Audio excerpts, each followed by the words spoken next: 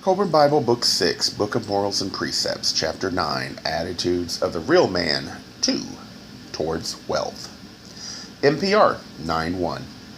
If God has endowed you with riches, then regard them with pleasure, for the means to good deeds is in your hands. NPR 9:2. It is not sufficient for a rich man to give to the poor, or to alleviate the distress of the needy. He who, having received abundance from God, doles out a pittance to the poor, does but salve his conscience and is not truly walking with God. NPR 9:3. It is the duty of the rich man to cast the weight of his riches in the balances, that goodness may outweigh evil. NPR 9:4. It is the duty of the powerful man to range his might alongside the forces of good in the struggle against evil. He shall protect the poor against the exploiter and defend the weak against oppression of tyrants. NPR 9:5. It is not so important to give to the poor man as to remove the cause of his poverty. To help the weak is good, but of lesser importance than to attack their oppressor. NPR 9:6. The law decrees that the lot of no two men shall be alike. If it were otherwise, earth could not fulfill its purpose. But he who has riches or is powerful or handsome, he who has intellect and skill, should bear in mind that he possesses these under the law.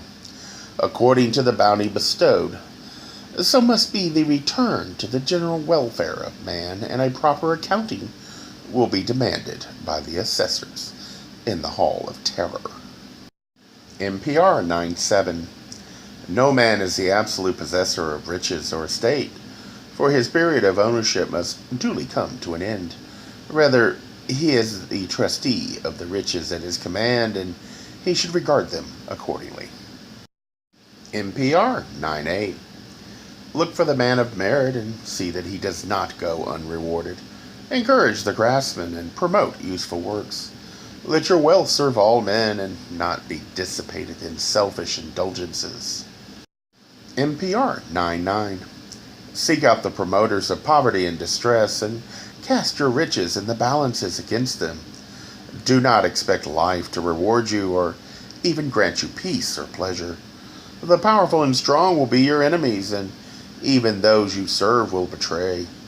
You will not be acclaimed and may even be derided as a fool. Only your soul will remain steadfast beside you. NPR 9:10.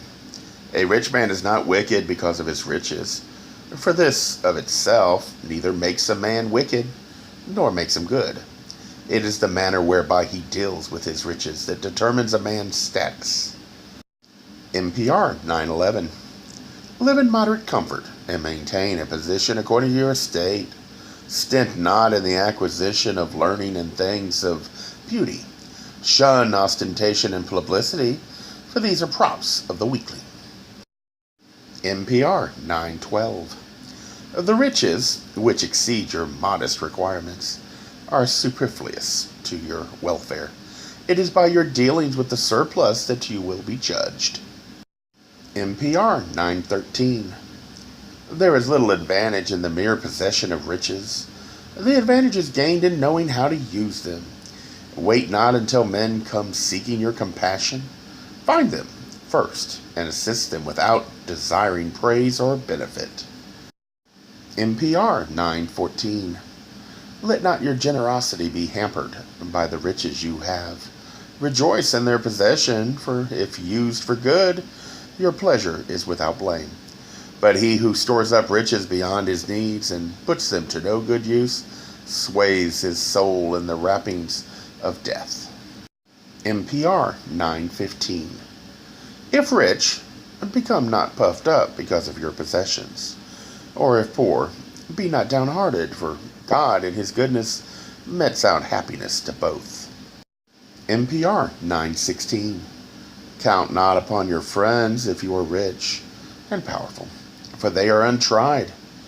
Can a man of title and position ever be sure he is loved and respected for himself? If the poor man is held in high regard, he can be happy in the assurance that it is for himself alone. and he is at peace. NPR 917. Possessions and position attract friends as honey attracts bees, but it is adversity which winnows them. Men test gold for its value, and gold tests men for their worth. NPR 918. Together riches for their own sake corrupts the soul, but to deal with them to the benefit of others beautifies the soul. See the face of the miser, and imagine the dark horror it dimly reflects. And behold the face of the benevolent man. Does it not mirror the radiance within? NPR 919. If on earth man is to learn the eternal values, he must be taught through the perception of earthly values. The contrast of riches and poverty serves its end.